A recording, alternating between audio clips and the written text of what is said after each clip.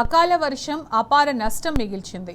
మహబూబ్నగర్ జిల్లా దేవరకద్రలో నిన్న సాయంత్రం కురిసిన వర్షంతో మార్కెట్ యార్డులో ఉన్న వరిధాన్యం తడిసిపోయింది. మార్కెట్ యార్డుకు 2000 బస్తాల వరిధాన్యం వచ్చింది. వర్షంతో 1000 బస్తాల ధాన్యం తడిసింది. తీసుకొచ్చిన ధాన్యం వర్షంలో కొట్టుకుపోయిందని రైతులు ఆందోళన వ్యక్తం చేశారు.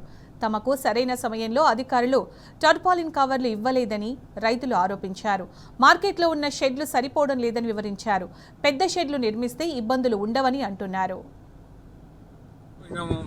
ఒడ్లు నాని మొత్తం కొట్టుకుపోతున్నాయి. మట్ట బొడ్డ కొట్టుకుపోతున్నాయి. ఓన్ వచ్చి అంటే తాటిపాలు అవి ఇవ్వలేదు. తాటిపాత్రలు కూడా ఇవ్వలేదు. కరెక్ట్ ఇది వరకు ఎన్ని సంచులు ఉంటాయి? మా ఈ 6 ట్రాక్టర్లు తాటిపాత్రలు వేస్తే ఎవరు వస్తలేరు కూడా. ఒళ్ళు ఆరోగ్యం అనుకోకుండా పరిస్థితిలో వర్షం అకస్మాత్తుగా వచ్చి ఇట్లాంటి మొత్తం ఖరాబ్ అయినాయి. కొట్టుకోపోయినాయి కూడా వర్షానికి దెబ్బకు అని మేము అనిపిస్తుంది. మార్కెట్లో ఈరోజు అనుకోకుండా వర్షం వచ్చిన వల్ల ఉన్న కుప్పలన్నీ నాన్నాయి. ఇంతకుముందు ఉన్న షెడ్లు సరిపోక బయట పోవడం జరిగింది. అనుకోకుండా వర్షం గాలి వాన నుంచి కవర్లు కప్పిన కవర్లు నిలబడకపోవడం వల్ల రైతులకు చాలా నష్టం జరిగింది. ఖరీదారులు కూడా బస్తాలు నాన్నాయి.